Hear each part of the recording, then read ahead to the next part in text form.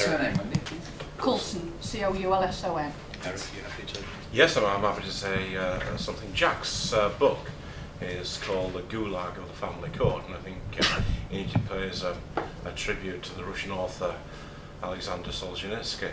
There's a small short story by Solzhenitsyn called We Don't Make Mistakes, and I think that might be an appropriate subheading for social services.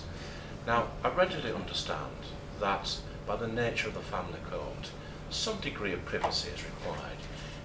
One doesn't want it to be the entertainment for purient neighbours, doesn't want it to be there to fuel the excitement and titillation of a tabloid press.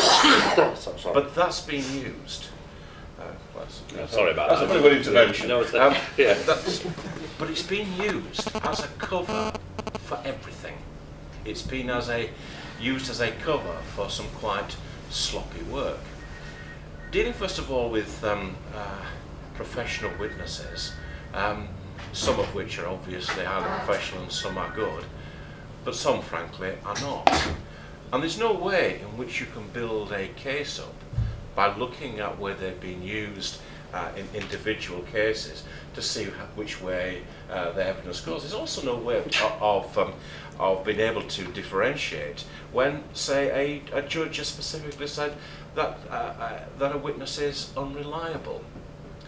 But if you forgive me, I just want to go slightly wider than the family courts themselves, because it breeds a cancerous veil of secrecy through the whole proceedings.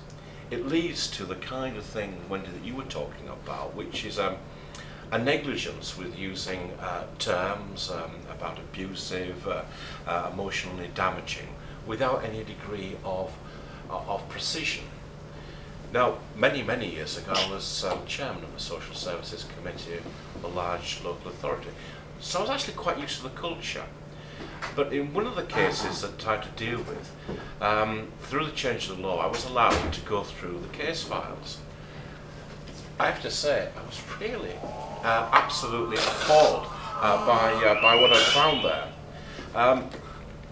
There was allegations made early in the file that had been reputed, that had been completely destroyed, that had been said was absolutely wrong.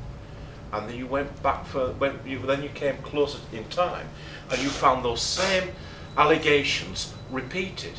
Why? Because the allegations had been allowed to stay on the file and because the social worker was sloppy. And I have to say, the quality that I found in terms of record keeping, the quality that I saw in terms of precision of evidence, the partiality of things that were recorded were truly appalling. And the reason it's like this is because it's secret, and they will go to enormous trouble to prevent anybody seeing what's down in black and white.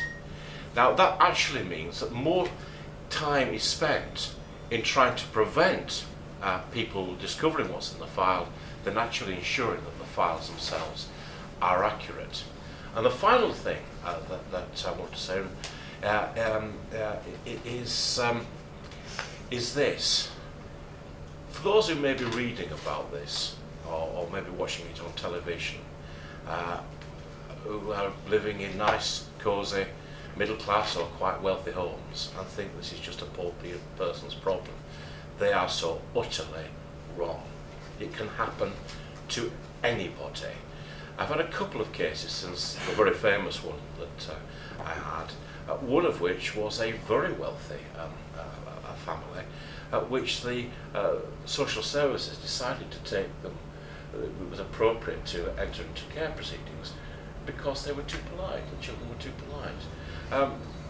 The family, I have to say, were a wealthy family, did employ lawyers, but in the end, and I think foolishly in the end, decided to simply skip the country before those proceedings got any further. And you know, they have a lifestyle and the means to be able to support that. But if it can happen to them, if it can happen to you, it can happen to just about anybody. And that's why this book by Jack will make a very valued and welcomed addition to the House of Commons Library.